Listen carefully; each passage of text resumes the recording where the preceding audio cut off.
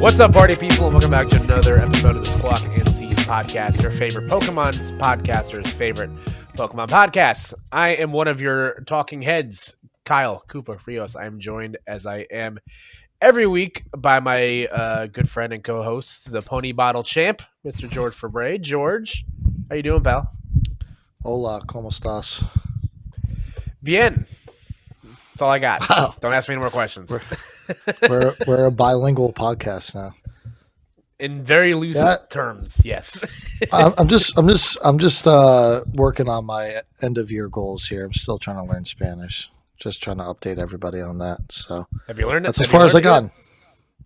No, that's as far as I got. So all right, listen, man. Well, I'm doing good, but we're going to need an update at some point on whether Henry Brand can also teach you how to speak Spanish before the end of the year. So yeah, I got to book another session. That actually just reminded me I was supposed to do that this week, and I didn't. So yeah.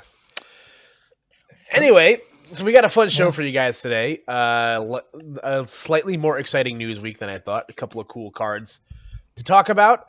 This Pokemon dropped a mid-season update, so that's something that is at the top of everybody's mind. Yep. And of course, we're going to have our Squawk or Seas this week, as we usually do. Everybody's favorite this or that question game. And but yeah, like I'll flip the question back to you because not to steamroll the fact that you asked me already. George, how you doing today, pal? I'm really tired today. As you can see, when we first joined today, I'm in a funky mood. This is going to be a silly episode. I could tell already. I don't even know why I'm so tired. It's just been one of those days. How about you, buddy? I'm doing all right. I'm actually tired. I'm also tired today, which is odd because I went to bed pretty early last night. My body has yet to adjust to daylight savings. I keep waking up at 6:30 in the morning because my body wants me to think it's 7:30 in the morning, and it's not. So I keep waking up an hour before my alarm's supposed to go off, and it's freaking me out. You know what it could be too? Today in New Jersey, it was fairly nice all day, but as soon as the sun went down, it got super windy, and it's cold as hell right now outside. Yeah, the weather's been a hot topic of conversation. If you live in the New Jersey area the last week, there's been forest fires in certain parts of the state, depending on where you live. It's funny because I didn't really put into perspective. I mean, number one, climate change, real thing. It's very scary to the fact that it's 75 degrees in the middle of November. That's not okay. Number two, I was talking to my parents yesterday, and my parents spent a lot of money to get the carport at our house fixed because it was leaking. And my parents still have no idea if the leak is fixed or not because it hasn't rained since they got it fixed. So That's funny. Yeah, we've had 40 straight days without any rain, which is weird for this this time of the month, this time of the year. So yeah, weather's but it's at that point where it's sun's out, pretty nice out, and then when the sun goes down, it's freezing again. So life, am I right? Yeah, that's that certainly is that. But yeah, sums it up. Hopefully things start to cool down a little bit. I like this time of the year. I enjoy the holidays, just for the energy it kind of brings. So it's a little. It doesn't really feel like it's the holiday time yet. Thanksgiving's in 2 weeks. Kind of weird to think about. Yeah, you know what? We haven't really talked about Thanksgiving at all on the podcast. Are you a Thanksgiving guy? I love Thanksgiving. I'm a big Thanksgiving guy. What's your favorite? You know what? Maybe we should tease this. Yeah, Thanksgiving foods. I was purposely saving this. Yes. I was purposely saving that one for later. So okay. No, but yeah. I'm a huge Thanksgiving guy, which makes me really sad when it's the second we get to November, everybody just immediately starts skipping to Christmas. And again, who doesn't love Christmas? If you don't love Christmas, you should be thrown into the lake. But I enjoy Thanksgiving for the food. Obviously I like watching football on Thanksgiving. But also I like spending time with my family. That's really, I'm very close with my immediate family. So that's, one of the few times I get to see, we get to get almost all of us together. So it's nice. I like that aspect of it. So are you more on the side of the pilgrims or the indigenous people? This land was stolen, and I'll leave it at that. So, So so I don't know about the Pilgrims, man.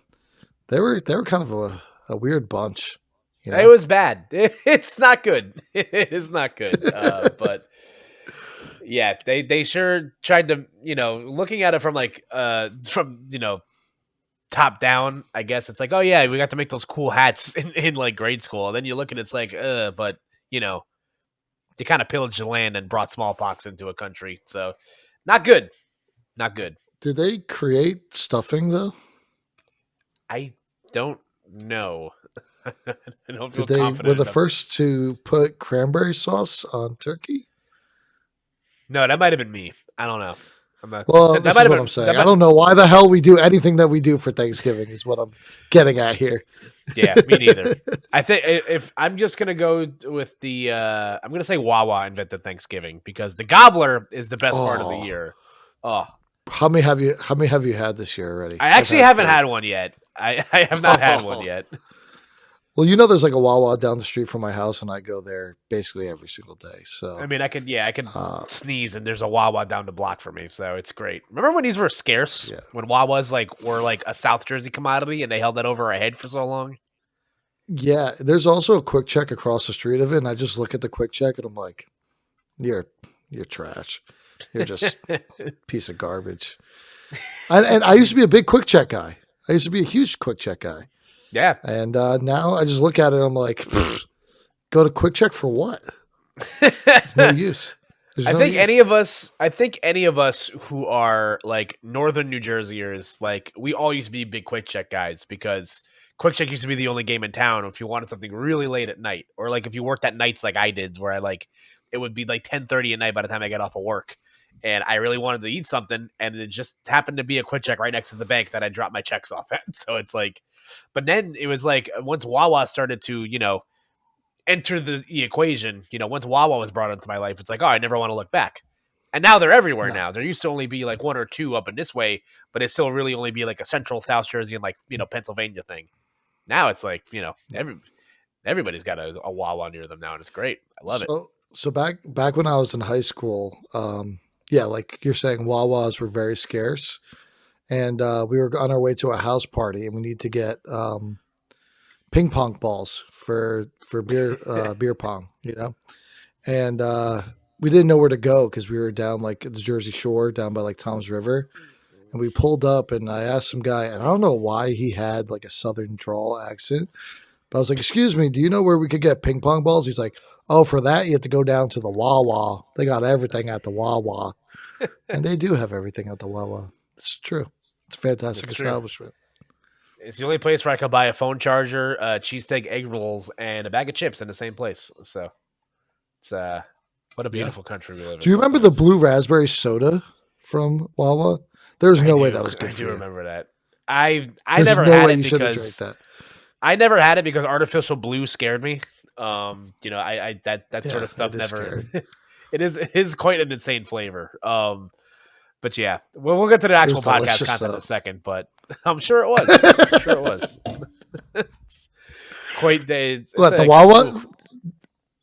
Are you saying people aren't here to hear two guys from North Jersey talk about Wawa and how it's changed our lives? It really is that good. Every time my out of state friends come through, I'm just like, you guys have to try Wawa. It's insane. But You don't even get it.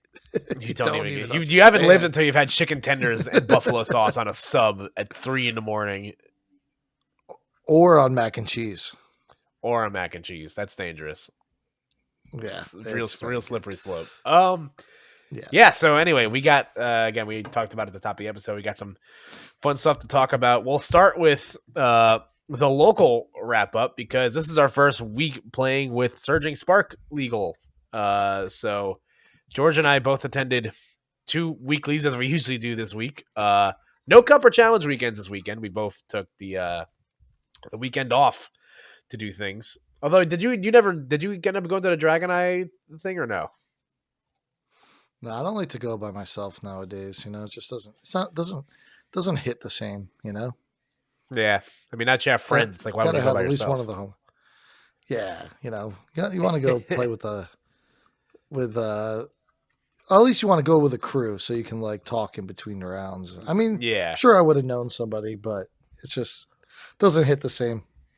that's valid. But yeah, George, what was let's talk about your plays this week. Have you been back Yeah. on the Guardy train? How you feeling?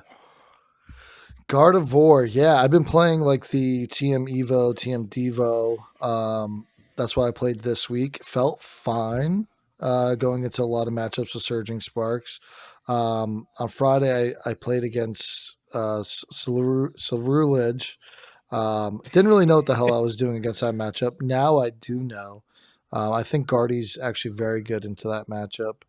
I played against a High Dragon EX. That was pretty easy, very comically easy, actually. Because if you just keep gussing them, they really can't do anything. And then what else did I play against? I played against Terapagos a bunch. Um, Played against Pikachu Blissey. Yeah, I'm not really impressed with the new decks out of Surging Sparks. I don't think any of the new stuff is really meta breaking, or when we'll see, at least from the list I've seen so far in Sacramento. I think it's going to be a lot of the same stuff with a few new cards included. I know you were playing Miraidon, right? Without Pikachu though, right?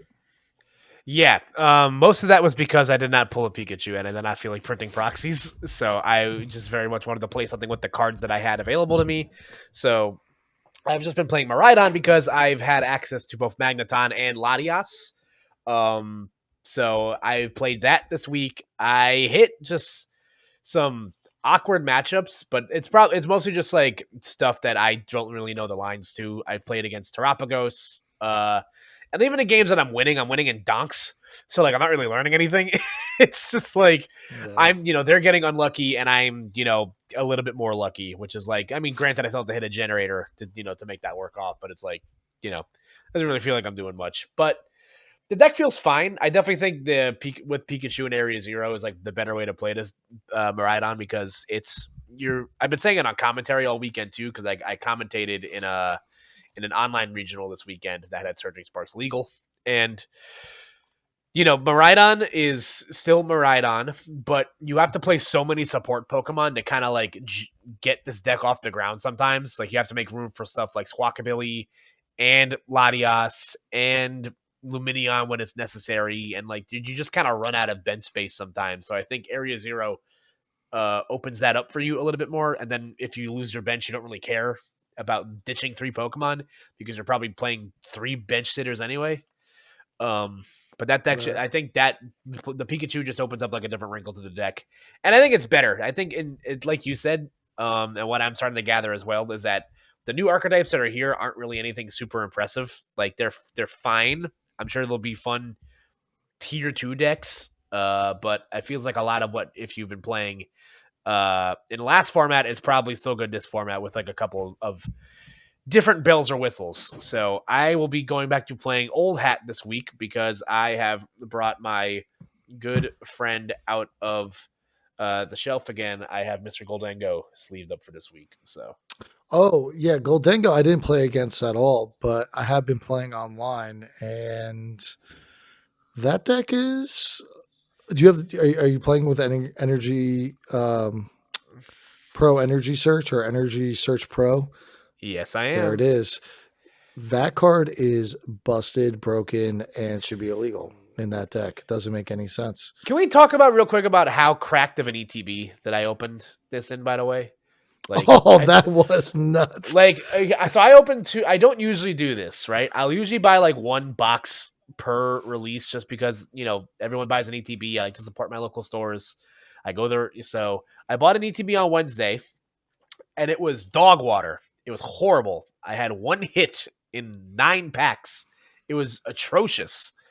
It And was I hard was not like, to laugh man, at you, to be honest. I laughed at me. It was horrifying. It was really bad. So I was like, man, that left kind of a bad taste in my mouth. So like, I was like, what's another ETB? Like, I'm not going to lose any sleep over it.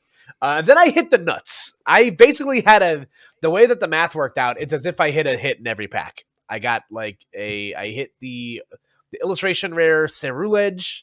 I hit a full art Latias. I got a couple of Hydreigons in there, one of which I traded to Mr. Fabre. So we had some gas, like pure kerosene in that box. That might have been like, I don't think I'll ever buy an ETB ever again. That's how good that ETB Yeah, was. you got to go up on top after that one. That was pretty insane, and that was also just fun watching your reaction too, because you're just like, no way, no way, because you had to think like at some point the next booster pack was just going to be straight trash, and it Yeah. didn't. It didn't happen that way. So that was Like pretty cool to watch. in my first two packs, I hit the full art Latias. No, I think it's in my first three packs. It was Hydreigon, it was Latias full art, and then it was the Energy Search Pro. And I'm like, oh cool, this box already just paid for itself. And then I hit another A spec, and then I kept hitting I kept hitting ultra rares. I'm like, oh my gosh, like what did I? Who packed this box? Like it's like it was almost comical. It's Yeah, insane. that was pretty Uh, cool. No, but yeah, Energy Search Pro is like it's definitely like the A spec for Goldango. And I kind of like that. Some people I've had this conversation over the weekend where people feel like I think they're getting maybe a little too crazy with the A specs, where they just keep releasing A spec cards. And the conversation you have to have with yourself is like, is this card better than Prime Catcher? Most of the time, the answer is no. But then the next tier below it is like, does Or this or unfair stamp. yeah, there's like definitely tiers to this, like Unfair Stamp, Yeah, and prime Prime catcher. Catcher, I think are I would say those are the same tier. yeah, they're definitely S tier A specs. But then there's like the niche stuff like Cape or like the Hero's Cape, the Maximum Belt, Legacy Energy, A spec cards that don't necessarily make sense in everything, but the decks that they're good in are really Neo good. upper, Yeah, Neo Neo upper. upper, like there's those tier of A spec cards, and I think Energy Search Pro falls into that category where it's like in a lot of decks, 99% of decks, this card is not going to make sense. You're just not going to play it. But in a deck like Goldengo, where you want all that energy in your hand, it really changes things for you, because I've been playing this deck on and off since it came out. I like the deck a lot. It's been one of my pet decks. And one of the big problems you run into is that you're just never really, you have enough energy to get like the first knockout, but then getting that secondary knockout on the EX Pokemon can be really frustrating. I can't tell you the number of games where I've been an energy short on a Charizard, an energy short on a Gardevoir, an energy short on a Dragapult, and I just have to sit there and hold it because I'm gonna, there's really nothing I could have done. I drew through as much of my deck as I could. Now with Energy Search Pro, you are able to Irida into, a Greninja, and that you have all 8 of your energies in your hand. For those of you that don't know how the Energy Search Pro works, you just search your deck for one of every energy type, and you get to put it in your hand. So now Goldengo goes from playing just water and metal energy to playing 4 metal energy and then one of every other energy type. So that's really cool. I think being able to hit a big turn 2 knockout with Goldengo is something you weren't always able to do before. So I find that to be very enticing. Now, another problem I'm running into is that trying to construct a deck where your main attacker is also your draw engine feels kind of bad. I'm still trying to like figure out which version of this deck is the best way to play it. The version that I've been playing that I've had the most fun with is the one that plays the new Togekiss card. Um, it's certainly very cheesy. It's And I fake. don't think It's fake. it's definitely fake, but it's funny. Taking 3 prize cards is very funny. So it's like, you know what I'm It saying? changes the math if you take a one prize knockout. Yeah, and granted, you have to hit heads anyway, so it's like it's fine. I don't think I certainly don't think this is going to have any staying power. I think I think I think Dustnor fixes that more. I think so too. You can easily just cut that 101 line of Togepi Togekiss and just play 202, Dusclops, Duskull, Dusknor, which is probably Yeah. what I'll end up doing once it's all said and done. But so far, the deck feels fine. I think this is probably the best Goldengo has been in a while. And I'm excited to see how that deck continues to develop. Um, but yeah, just kind of like in terms of what I played, a lot of it has just been stuff that's already been around. It's been Reggie Drago, it's been Dragapult. I haven't really played against anything new out of the format yet. So At least when I'm not playing online, because online everyone's playing Ceruledge and it's everywhere. And that deck is Yeah, it's yeah. So it's what how are you feeling? Are you out on a lot of the new deck archetypes? yeah. Like I said, I don't really think any of them are meta breaking. I think Cerule Edge is like, uh, it seems like Miraidon when people are calling it mid Rhydon. You know, like it's not there yet. Like there's something missing, and we just don't know what it is yet for Cerule Edge. But it does. I will say this about the deck: it does take advantage of Briar probably better than any other archetype out there right now. Yeah, no, it's good. I think the problem with Ceruledge is what I've kind of been hinting at, as I've seen the deck in theory, and that I've actually got to play it. The problem is that there's really it's just another two prize beat stick deck. It's a different flavor of whatever that archetype is. So if you already like playing that type of archetype, you're probably better off just playing what you've been playing. Raging Bolt, I think, is a better example of a better beat stick deck because, you have a slightly more it's the synergy is a little bit better. You hit for more relevant damage a little bit quicker. And if you want to play like a stage one, big attacking deck, I think Goldengo might be a better version of that too, because Goldengo draws cards. The problem with Ceruledge right now is that it's very straightforward. What that does that one thing really well. I will say the deck does ramp up damage very well. So being able to utilize stuff like Briar in the end game is very effective because you're hitting 250, 260 very, very fast. But you don't really have room for tricks because you're playing support Pokemon to help you draw it through your deck. You're researching or Carmining every turn, so you don't have room to boss or gust around stuff unless you play like counter catcher. But that card's also very situational. So I don't know. I I, I think the I, deck is fine. I did get matched up with Sunny Games, Sunny TCG, Twitch streamer. I was Yeah, playing against him. I saw him. I was like, I went on Twitch real quick. I'm like, am I playing against this guy right now? He did smoke me. I'll be honest with you. Sunny the I goat. also Love that guy. I did actually draw pretty poorly in that as well. But what I will say is he played Reggie Drago, V Star, and Prime Catcher, and that I haven't seen before in Ceruledge. So that was a little interesting playing around that.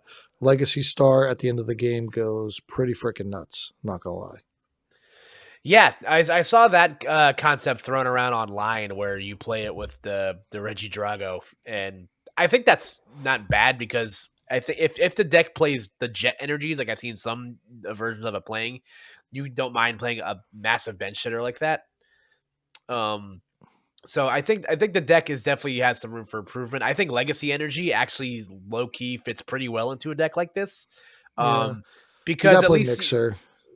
I think you can get by with either. Personally, I think the thing with if you choose to play Mixer, you kind of I feel like this Well, it if you goes. choose to play the go ahead.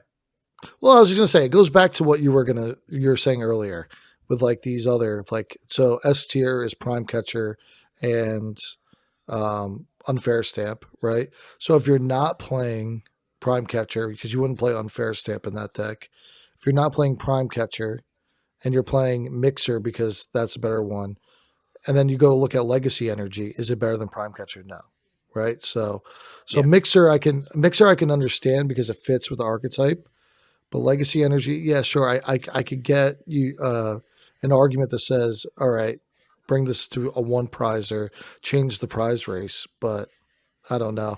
I think Prime Catcher would still be better than Legacy. yeah, you can definitely make an argument for it. It just gives you a little bit more pivot. I think if you choose to play the turbo version of Ceruledge, where you're just going all in on that as your attacker, then Legacy Energy makes a lot more sense because then you have uh, then you're offsetting your prize race that way. But I agree. I think there's better ace specs you can play in that deck. I think someone's gonna figure this out and see how it all shakes out. I I still think you think got to Pikachu is fit. the best card in this set, personally. Yeah, Go ahead. Pikachu. Well, I think Latias EX is the best, or Latina EX is the best, as as is written out in the group chat. Latias EX, I think, is by far the best card, and that's going to see the most play out of the set. That's kind of a card that it's like Pheasant Dippity could just go in anything and pretty much work with anything. Um, what I wanted to say though about Cerule Edge, which I'm surprised no one's fitted in yet, especially the lists that are playing Jet Energy. Why not one Radzard? Because you need to play Greninja. I guess you need to play Greninja, but I guess you need some kind of draw power, right? Yeah. Because the way you play the deck is that it's from all the decks I've seen online. Number one, you have to play it in an obscene amount of energy. You have to play like 18 or 19 energy cards, which is saying it out loud sounds insane. But I think of the decks that have to play that insane level of energy, Cerulege makes probably the best use of it because you don't mind mowing through your deck. Because you want all those energies in a discard pile anyway to get the most out of Abyssal Flames. But you need to play you play the thick line of Cerulege, you play Squawkabilly, sometimes two, so that to guarantee you dump the hand. You play Pheasantipity to draw after knockouts, you play Greninja to draw in between that. So you don't really have room to play, as I agree Radzard makes a lot of sense, but it's But if you're you kind of playing, need a Greninja there. but if you're playing 4 Carmine to research, do you really need to Greninja to put in energy, or can you just I think Carmine? sometimes you do, truthfully. Yeah. I guess I don't know. I could see someone fitting it in there, and maybe also fitting a Turo, because it's Turo in there. definitely, yeah. I think that's not a bad idea. But So I don't know. It's tough, especially now that water stuff is going to be much more is relevant in the format right now because Palkia is a deck again. I think Cerulege having you might not even live to the point to get Turrowed anyway, so it's tough. But in terms of playable stuff, I still think Pikachu's probably the best new archetype you can get out of this, and that even is to be determined how good that ends up being. I think it helps Lost Box be a thing again. And I was saying over the weekend, I think Manaphy stock goes way up again because not if Lost Box starts seeing a lot more play, you're gonna have to protect your small guys. So I think Manaphy suddenly got a job again. I don't know if how you feel about that. yeah, I think Manaphy is so back, especially Reggie Drago doesn't go away. Kyurem is very scary for a lot of decks, so I've been playing Manaphy and Gardevoir. Um, I think this week I will not be playing it though. Playing the turbo version Gardevoir with Henry Chow and just kind of, hey, if you got it, you got it. But with Hydreigon also, um, you can get cheesed with Obsidian at the end of games. That deck actually might be better than what people are giving credit for right now with the milling aspect and then Obsidian late games to board wipe. I think that card sucks personally. If I'm being totally honest. But I know you weren't a fan of it, and that's why when I was like, "Oh, I'll take that," and you're like, "Really, you want this?" It is. I mean, I don't know if you watched Azul's video. Milling cards is good. I think though you need to play um, was it the flute, the accompanying flute, or what's the one that you mill items? It's Misfortune the flute, Sisters? right? Misfortune No. Sisters is supporters. No, Misfortune Sisters. You draw 5 cards off your opponent's deck, and you discard any item card you find there. The flute is when you Item look cards, at the yeah. top 5. Yeah, the flute is a top 5. You look at your opponent's top 5 cards, grab any basic Pokemon, and put them under the bench.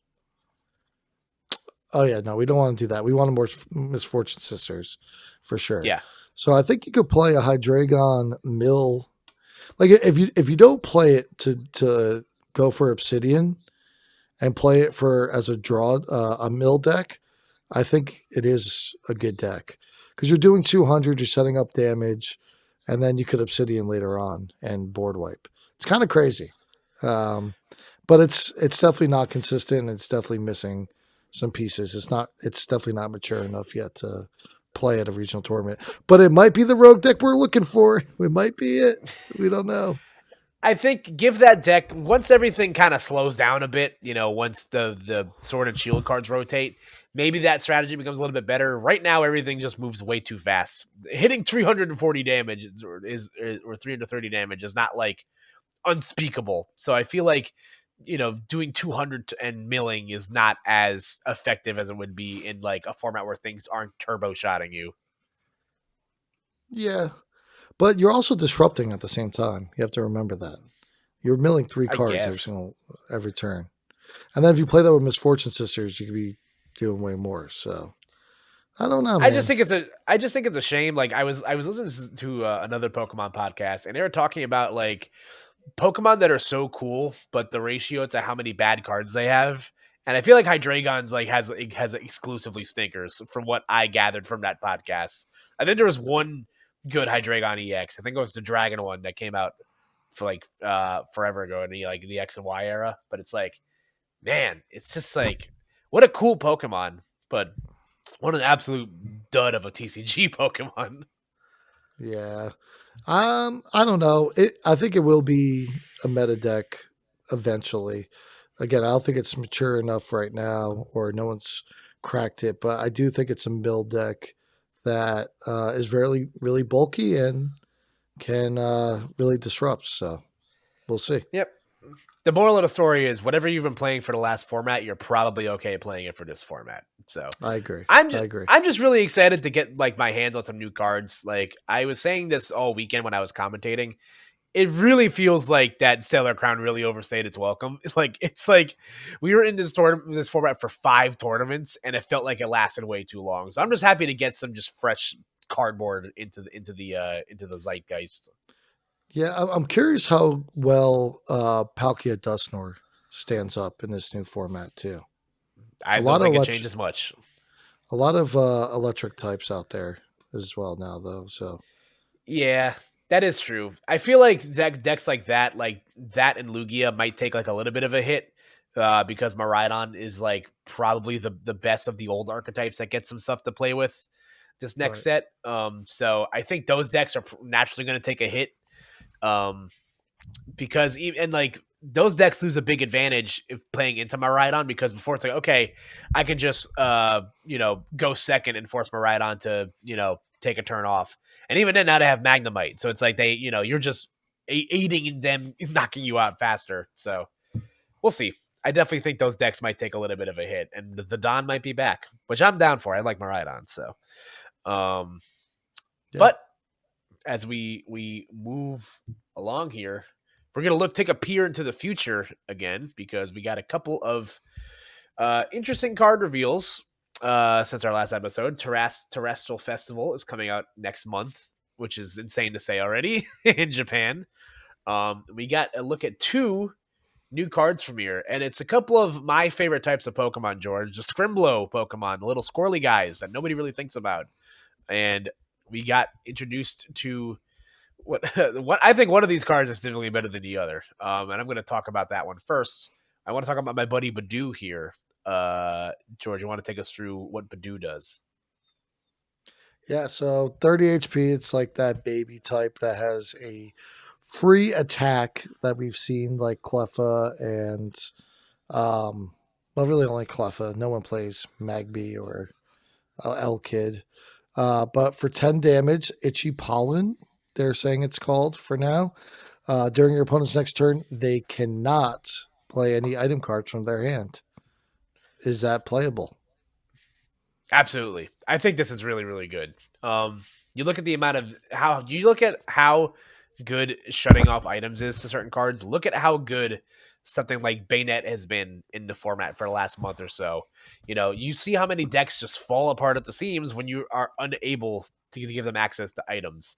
And I just think this is incredibly effective. And I love the way that they handle the baby Pokemon in the games. They're all 30 HP free retreat Pokemon that have attacks for free. And most of those attacks are pretty like minuscule. Like Cleffa obviously is one that comes to mind because you get to draw your hand to 7, which is really good. But something like this is just as good. You can play this in a walling archetype like like Mimikyu, any sort of those like decks that want to slow you down, and it just slots in perfectly. I think a card like this is very, very healthy for the meta, so I'm into it. It really helps set up decks. Yeah, Buys you that extra turn.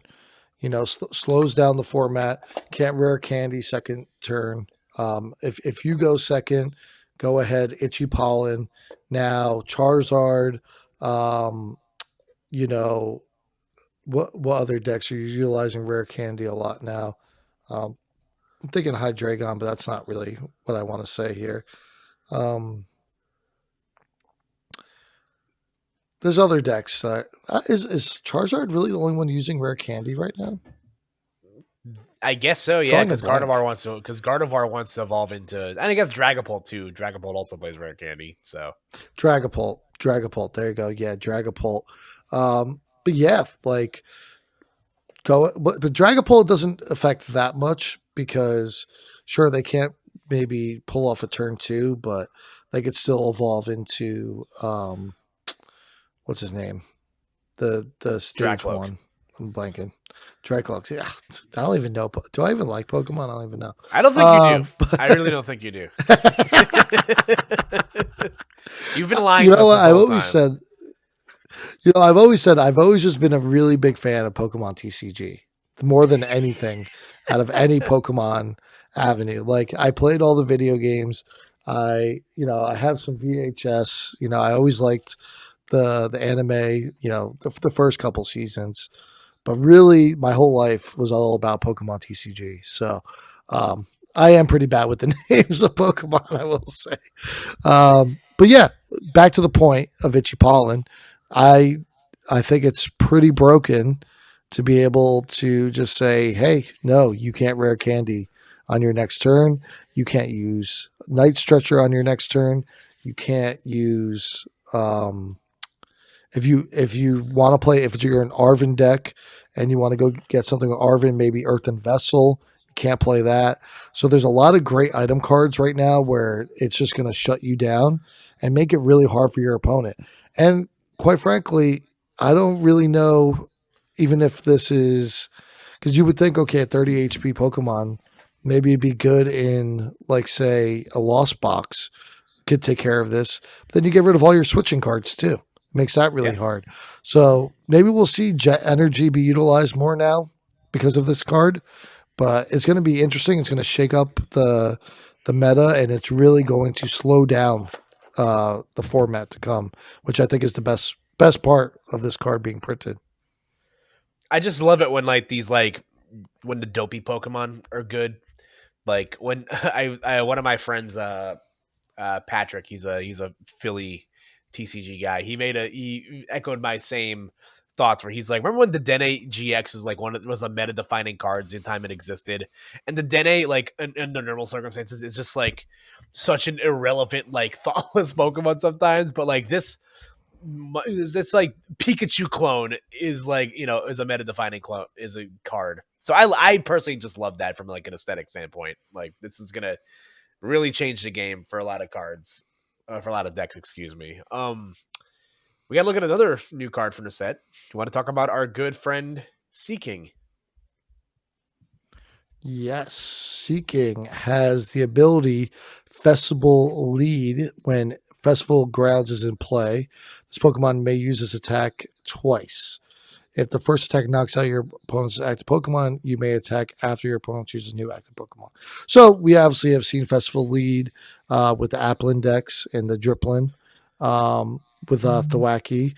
Now we're getting introduced a water type Pokemon with a stage one in Seeking. The cool thing about this is its attack. And you said that it's like okay, and you like the Bidoof better. But I really think this actually makes Festival Lead somewhat viable now. Rapid draw for one colorless, so you don't need to have, um, you know, a you don't have to play water energy. You can still just play straight grass energy.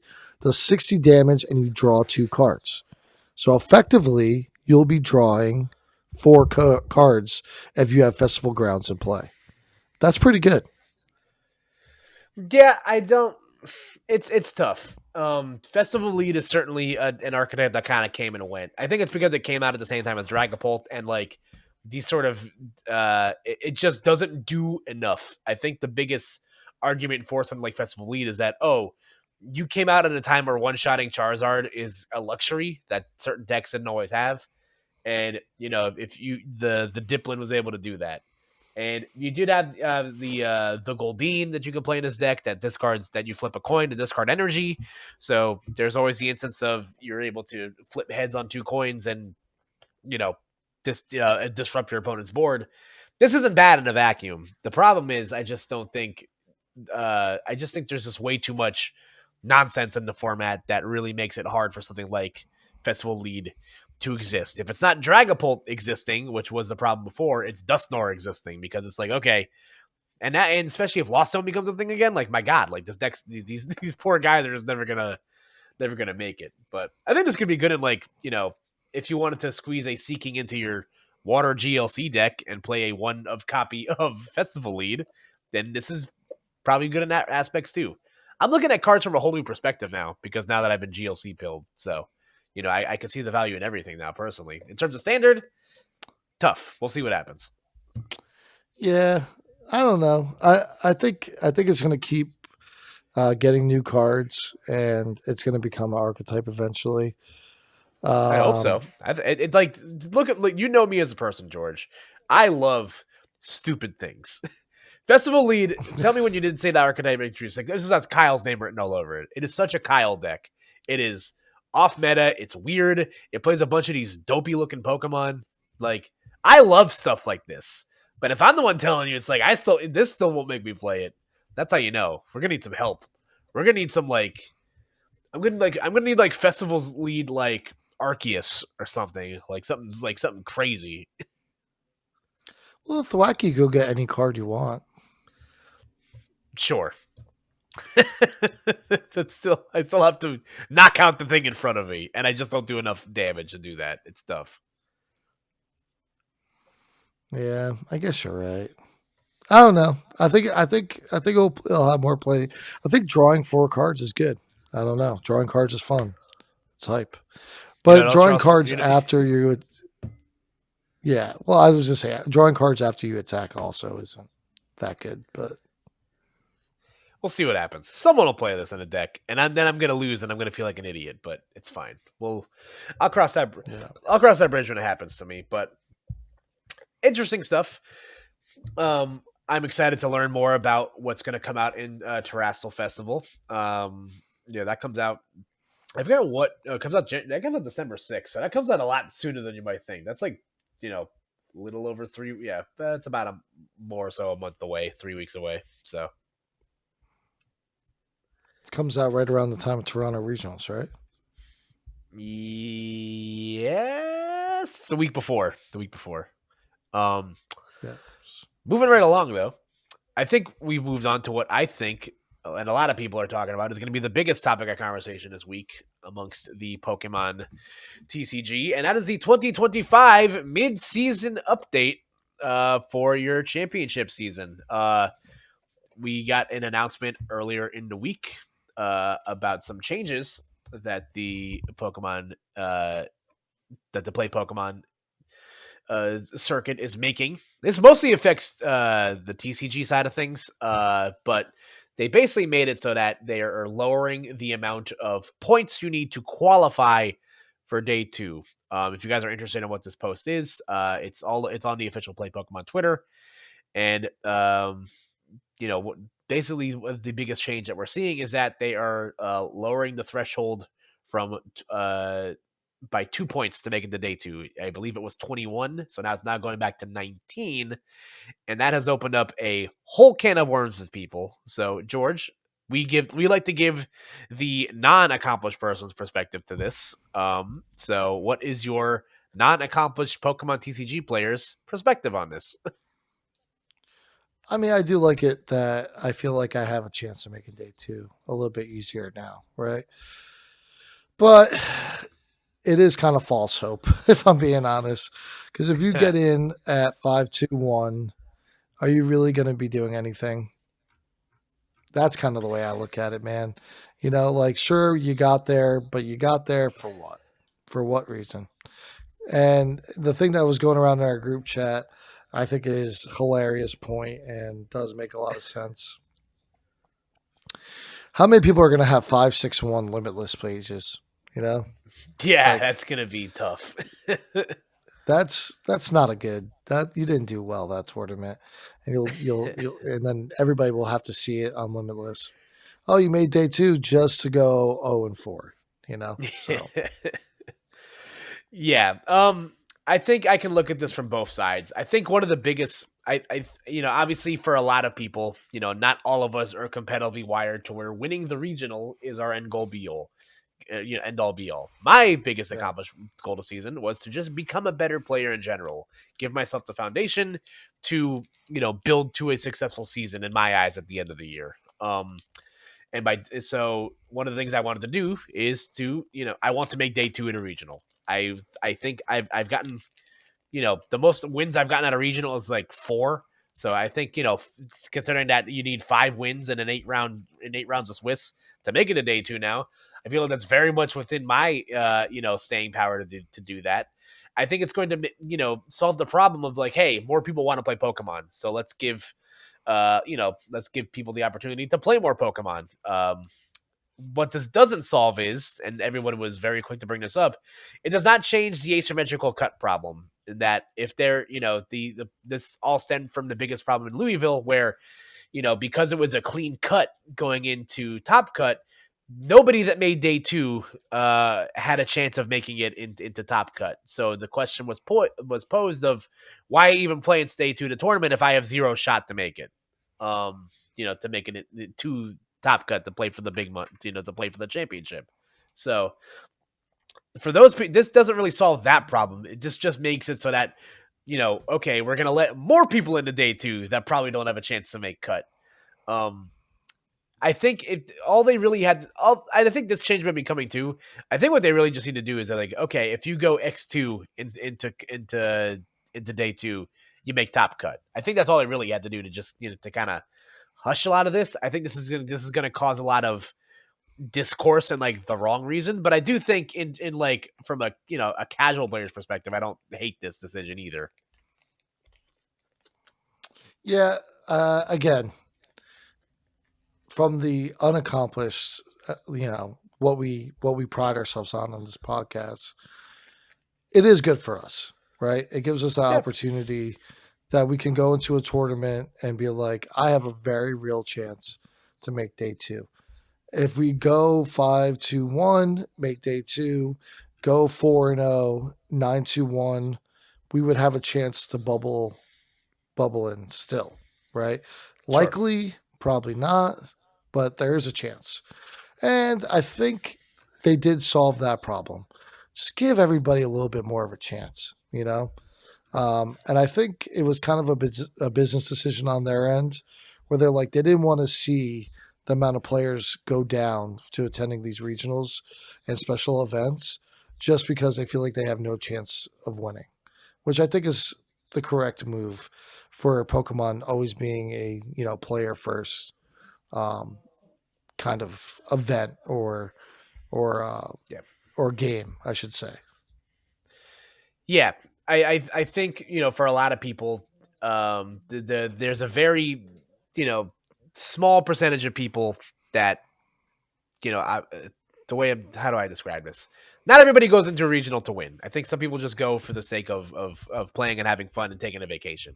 And I think allowing more people to have that shot, I think is in the long term good. And I think listen, if they're willing to adjust this, this early in the season, who's to say that they won't make changes later in the season as well to maybe fix the problem with asymmetrical cut. Again, that's just the problem of like there's a lot that still needs to be ironed out here. There's still we still don't know what all the your championship points are going to mean at the end of the season, like they hit into do at the beginning of the season, and we don't know what all that's going to entail still. So I do think there's more to be rolled out as these rule changes happen. But I think it's a net positive for Pokemon. It's probably a net negative or a net neutral for the 5% of people that do show up to these things with the chance to win. So good luck to us, I guess. So it's 2 points less. So that means it's what now? Um, It's 19. 19. But wait, 5-1. That's not 19. Well, it's only 5-2-1 if there's 8 rounds. So I think that. So I think that if it's it would be what's that? 3 times 5 is 15. So it's would be So if 16. it I was 9 think. rounds, it'd be 6-2-1. 6-2-1 Yeah. if it's so it'd be yeah. So yeah. So you know what it does solve though, going back down to 19. Because now if I go oh no, 503. No, 512 is 17. Hmm. Yeah, you have to go if you go 603, that's 21. So I guess it does solve the problem for people like going to a gentleman's agreement much faster. Yes. Yeah, you're not making gentlemen's And I think agreements in that round 4 or 5 of a tournament, which is yeah. good. And quite frankly, I get the asymmetrical thing for like a really big competitive um for the top players. Um but I think more so than anything for the quality of the game, getting into gentleman agreement conversations was really really bad for Pokemon.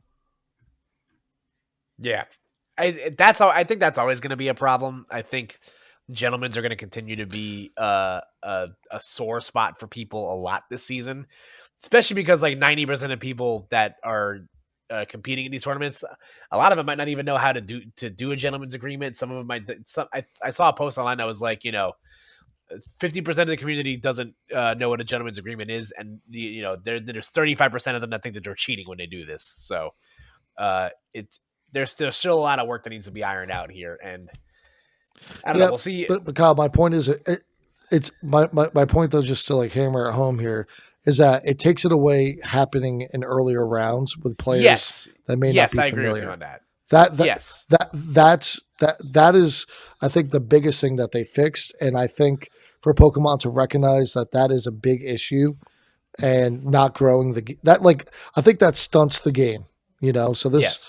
keeps the growth going with the game, and I think that was the most important thing. So to wrap it up all in a bow, I do think this was a good thing. Was it written weird, and does it make a ton of sense for some of the top players? No, it doesn't. It doesn't fix everything, and I'm not saying it does, but I do think it fixed a lot.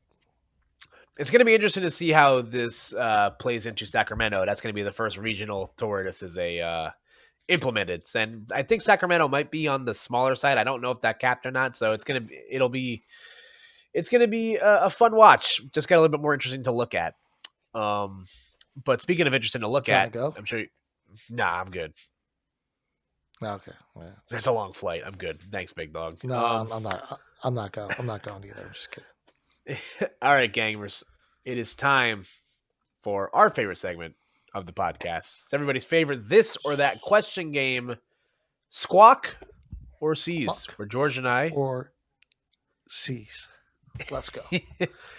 George and I will take turns alternating each other this or that questions, and then we will we'll give our opinions on varying subjects. George, for this week, because I was in a mood, I just finished The Penguin last night. It was one of my favorite, probably might be my favorite show of the year. Um, I've been meaning to watch that.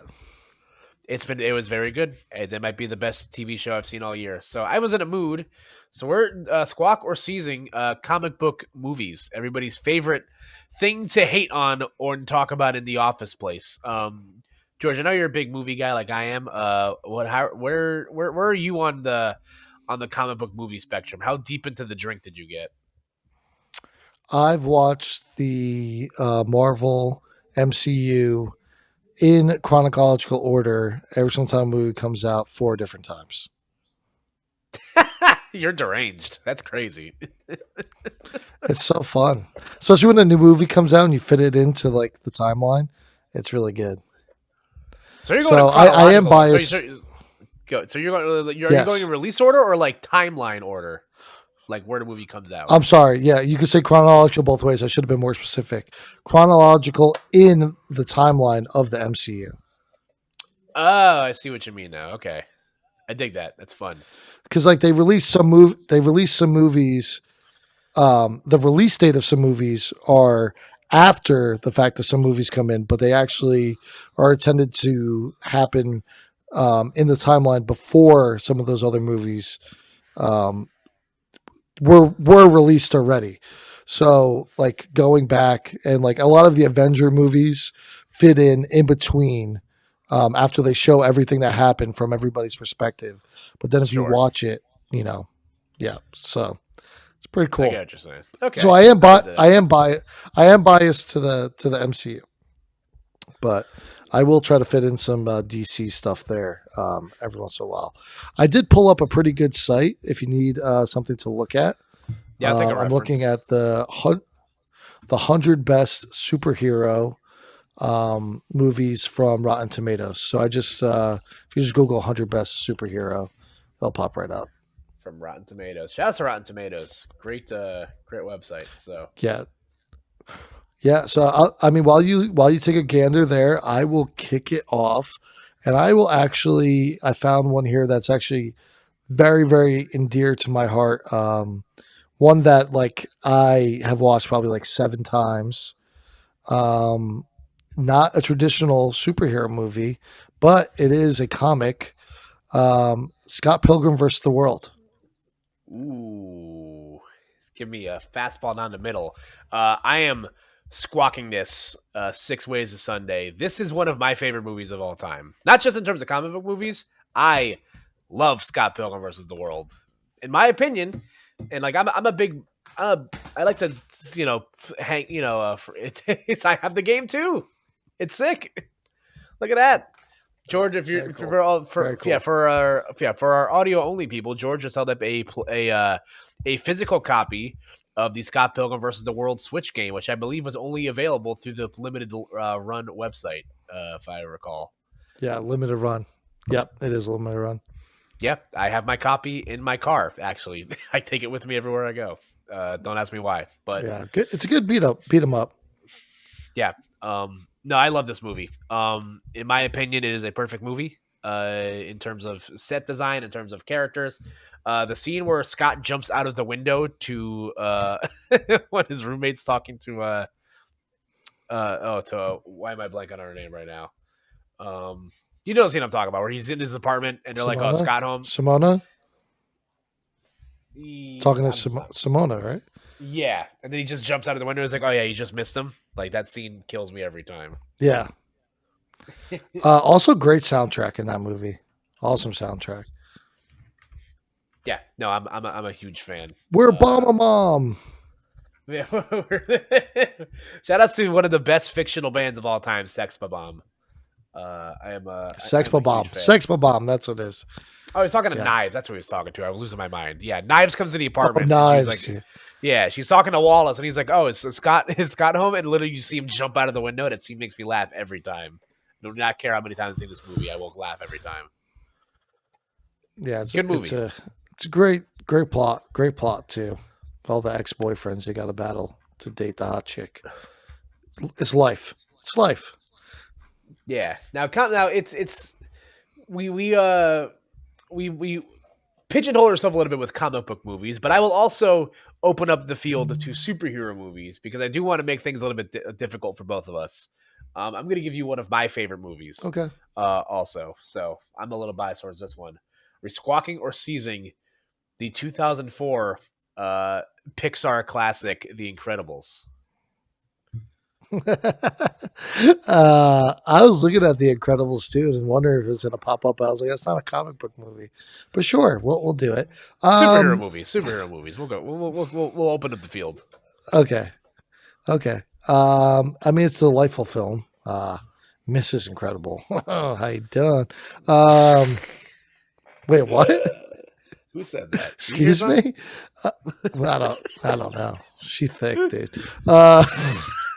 What do Oh my you god. what would you say she has? What do you always refer to as a dump truck on her? Or, you said that right? I cannot confirm nor deny those words will ever come out of my mouth. Yeah. I mean, She's like, got that. let's She's squawk got it, a. right? She's It's a got. fun Yeah. movie. It's great. It's a classic. Uh, as most Pixar characters of her type do, for some odd reason. Pixar, crazy people over there. But yeah, I mean, The Incredibles. Like, if that movie comes on, you are you're watching The Incredibles. Yeah, You're not you're you're not locked in. turning it off. You're locked in. Pixar movies in general, I think, are all pretty good too. I don't know too many Pixar movies that I'm like, this is like trash. Like I think they're all upper tier, S tier movies. I There's would only say one. Pixar does a great job. There's only one Pixar movie I will say is outright bad, and even bad is just like it's not anything comparable to the rest of their stuff, and that's The Good Dinosaur. That movie is just like Okay. not. Yeah, that's like the only one you can make the argument for is like not a great Pixar I was movie. I was afraid right there you were going to say A Bug's Life, and I was about to just turn my camera off and leave No, for Bugs Life like is for amazing. 2 What weeks. what do you think? What do you I think was of going to me? say. How could you think so I was going to lowly of say. me? Okay. I don't know. I got scared for a second because some people have opinions about The Bug's Life. All right. Speaking of A Bug's Life, it's it's hard to like pinpoint which one on a lot of these. So I'll just say like the whole series. How about the films with starring Paul Rudd, Ant-Man series? Oh, okay. This is a fun one. Now, for talking the Ant-Man franchise, thank you for giving me the Yes. soapbox. I am squawking to high heaven. The first Ant-Man movie. I am Yeah. Fantastic. tentatively I'm still squawking, but like not as loud for Ant-Man and the Wasp. And I think Ant-Man and the Wasp: Quantumania has aged like milk, and that movie sucks. That's a C's for me. Quantumania wasn't great, but very necessary in the MCU. It's tough because like that movie when you like when they announced that Kang was going to be the big bad of that movie, like big comic book people, like I'm big into Marvel comics. I'm like, oh, Kang is like he's a Thanos level threat. That's what Marvel's been trying to chase since the Infinity Saga ended, and that movie has aged like like milk in a hot car on a summer day because they've just completely shifted their direction to not make Kang the big bad. And introducing Kang in an Ant-Man movie feels like you're telling me I need to be afraid of this guy when he loses to Paul Rudd, when he gets his ass kicked by Ant-Man? Like, bruh, what are you doing? This guy's killed all Yeah. the Avengers, and he's gonna get outsmarted by Paul Rudd. Like they just set that guy up for failure. So it's aged like milk. They did do Kang the Destroyer pretty dirty in that one, but I don't know, man. I did enjoy that movie a lot too. I think I liked it better than Ant Man and the Wasp though. But you know, what's the actor's name? That's like the guy that his friend from jail. He cracks me up in those movies. Oh. He's also in Eastbound and Down. Yeah, That Michael Pena's character, Luis. Michael, yeah. Do you know that like that's one of the only movies that I think his name isn't Miguel in the movie? I had to look at his IMDb, but you might be right. Dude, it's insane. It's like how did he just keep getting casted that way? But borderline racist, honestly. But I would, yeah, not good. yeah, I But go not ahead, good. go ahead. No, I'm a big fan of Ant-Man. I'm a big fan of Paul Rudd too. The Hot Ones episode with Paul Rudd. Look at us. Who would have thought? Not me. He cracks me up. Yeah, I'm a bit, yeah, not me. I'm a big fan of Paul Rudd, so the Ant-Man franchise for me is a good one. yeah. I love a good heist movie. And Ant-Man being is hot take. That's in my top 5 of Marvel movies of all time. I think the first Ant-Man is genius. And I wish Edgar Wright big surprise. Both the Edgar Wright movies you mentioned just happen to be 2 of my favorites. So, God bless that man. I That didn't movie even know it was rocked. the same. I Well, didn't even know it was the same director. Well, That's crazy. Edgar Wright was supposed to direct the first Ant Man movie, but then he walked away from creative differences. But they still used like 90% of what he wrote, so the movie is basically penned to him. So it's all right. Keeping the bug theme going here. I'm gonna toss you some because I'm a somewhat easy one, George. Are you gonna squawk or seize? Ooh, okay. Actually, I changed my mind. I'm gonna throw an audible. This is very high on Oh this list man, we're looking at here. Are we squawking or seizing Spider-Man into the Spider-Verse? Spider-Man Into the Spider-Verse. Which one is that one exactly? I gotta That is the double first check. of the animated Spider-Man movies. Oh, the animated ones. I'm seizing 100%. I never watched them. I'm out on You've all never of them. seen them I hate them. before? Nope. I tried to watch them. I don't like them. I don't like them. I don't like them. I'm seizing them. I'm not. No. I'm out. No. Sorry. You're blowing my. You're breaking. You're killing me. I can't talk. You lost me.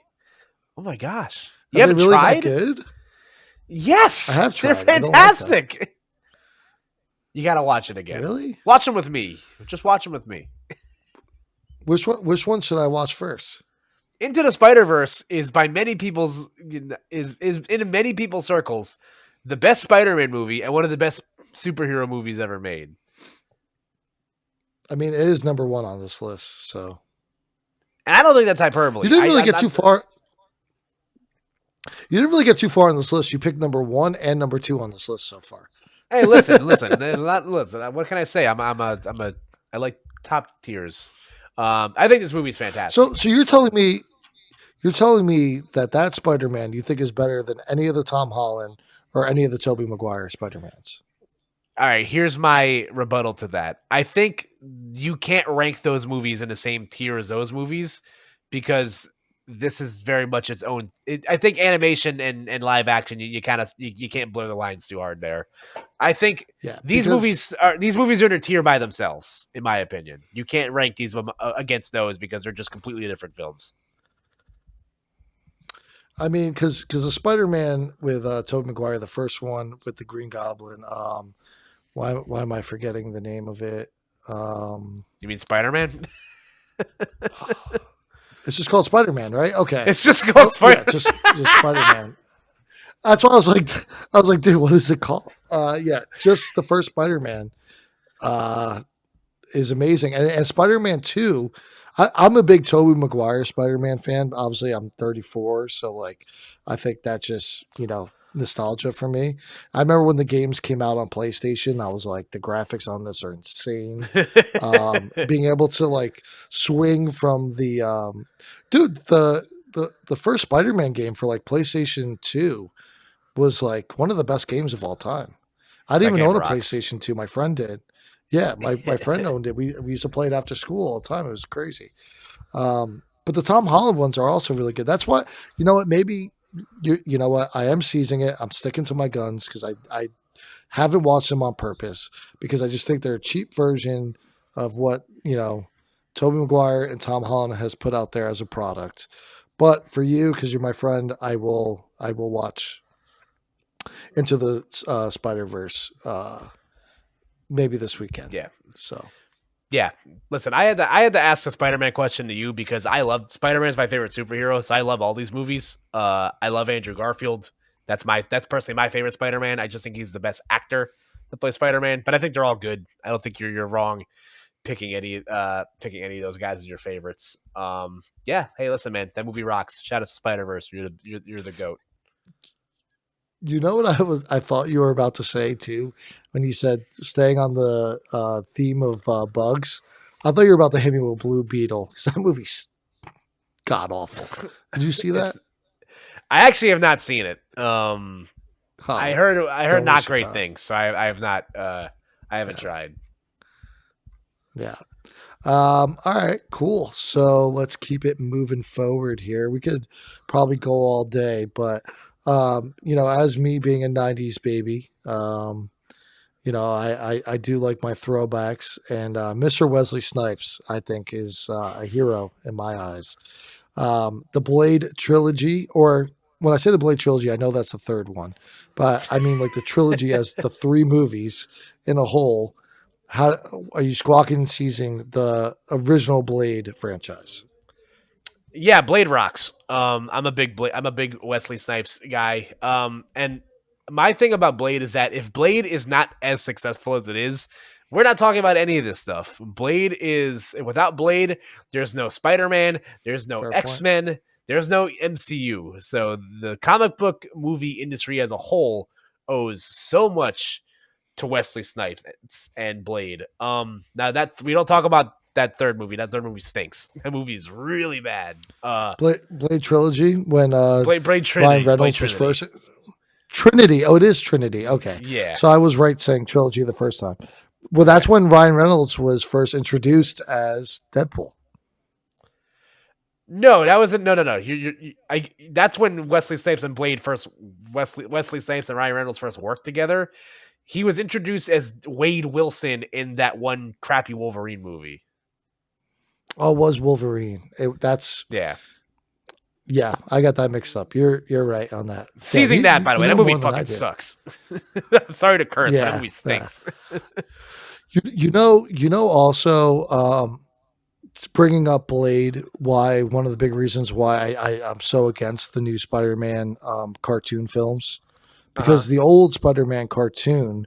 Do you remember the episodes with Blade when they were going after Morpheus? They were I sick, think that's yeah. why I can't get.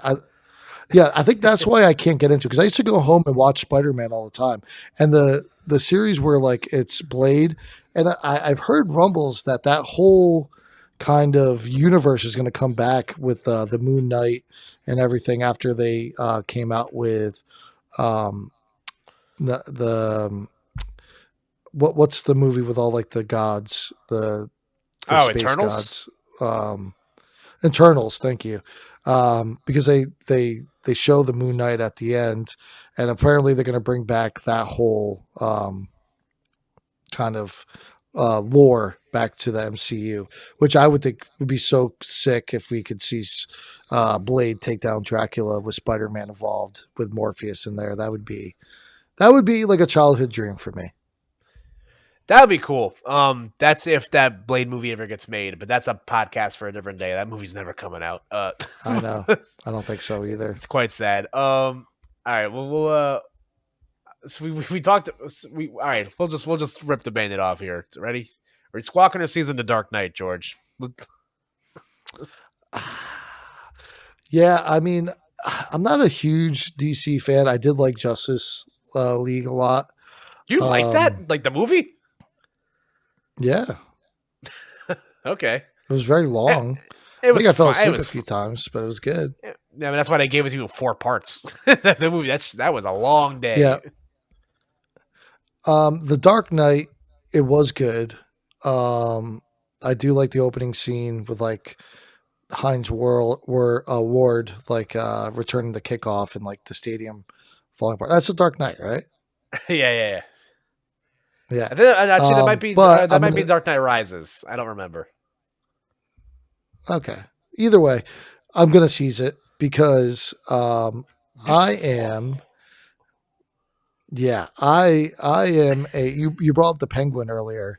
I am absolutely a old school Batman fan, and I think when I think of Batman, I do not think of George Clooney. I do not think of what was the newest one, Ben Affleck. I think of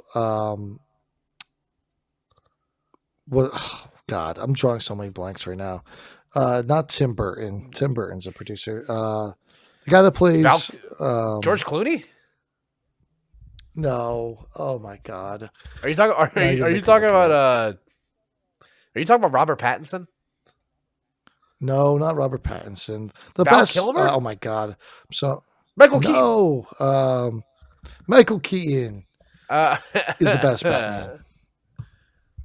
So for those reasons, I'm gonna have to seize Dark Knight. Um, I really just do think those movies in the '90s with Jim Carrey as the Joker, the Penguin, like those characters, that was Batman. The Dark Knight, that series is not Batman in my eyes. that's a bold take, Mister Fabre. I love the Dark Knight. I think I will never. And I get it. I think everybody has a relationship with Batman the same way they have their relationship with Spider-Man. I think whoever everyone's gonna have their favorites. Michael Keaton's the goat. I cannot go on record and argue with you on that. So that's my dude. But Isn't Batman Forever also the one that's has like the greatest soundtrack of all time.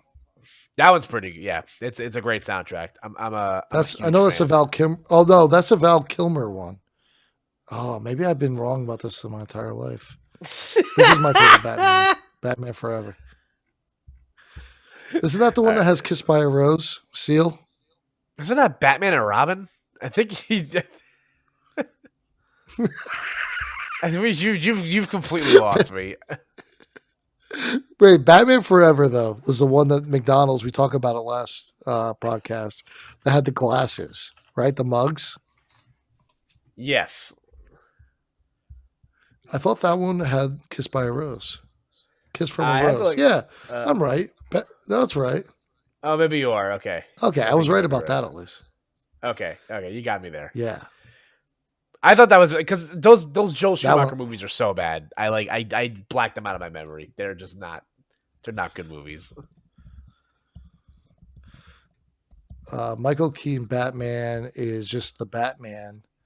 That one also had the Joker, and that was with Jack Nicholas, and I believe that was it. Yeah. I'm pretty sure. I think it was just the Joker.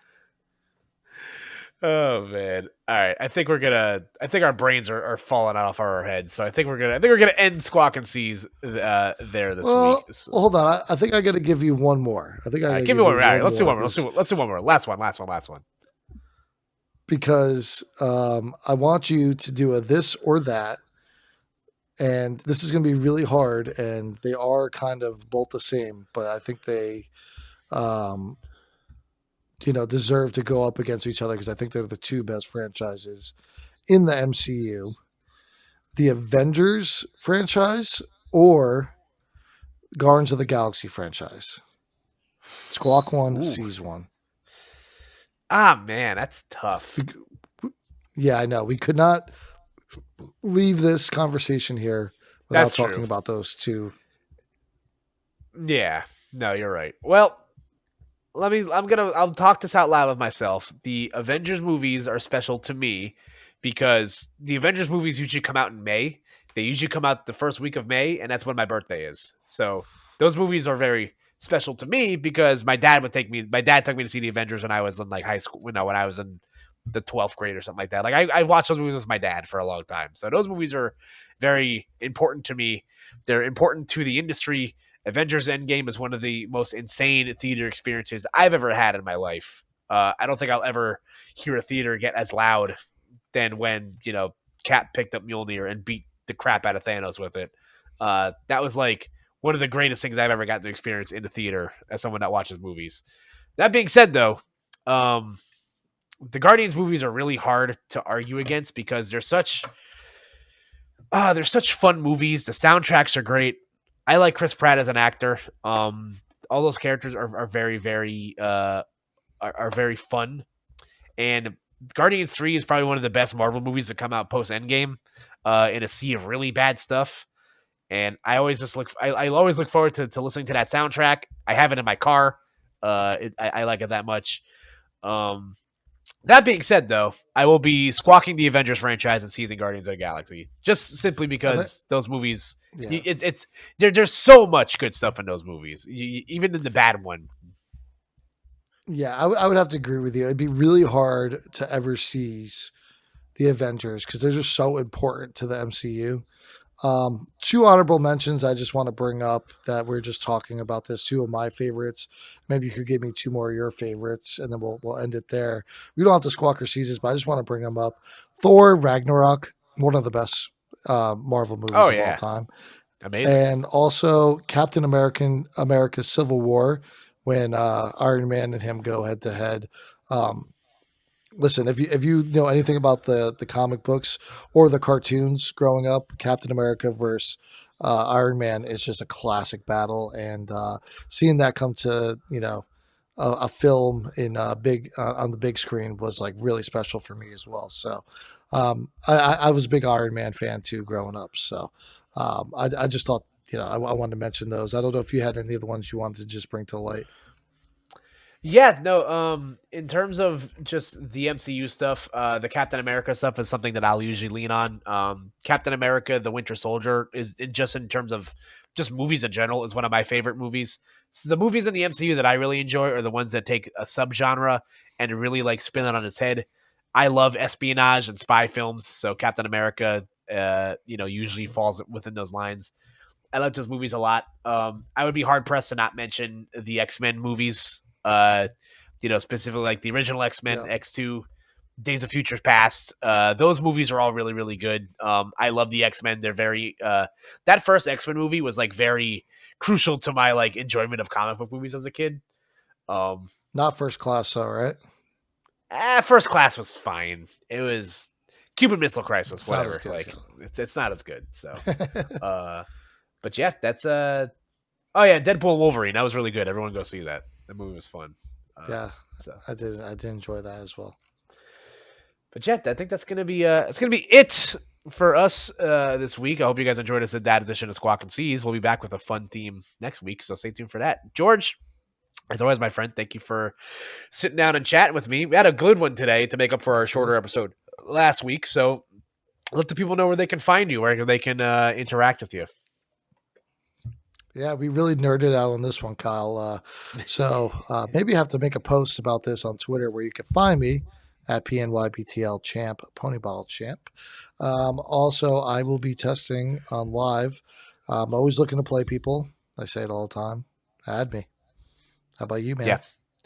You guys can find me on the app formerly known as Twitter and anywhere on social media at Koopa NJ. I will be uh, commentating. I commentate late night every week for the Shuffle Squad, so you guys can check me out there if you want to do that. And yeah, I got another podcast where I talk about pop culture, ironically enough. So check me out at the Cooped Up Podcast if you guys want to hear me yap more about stuff. But that's going to be it for us this week, folks. I hope you guys have yourselves a wonderful evening.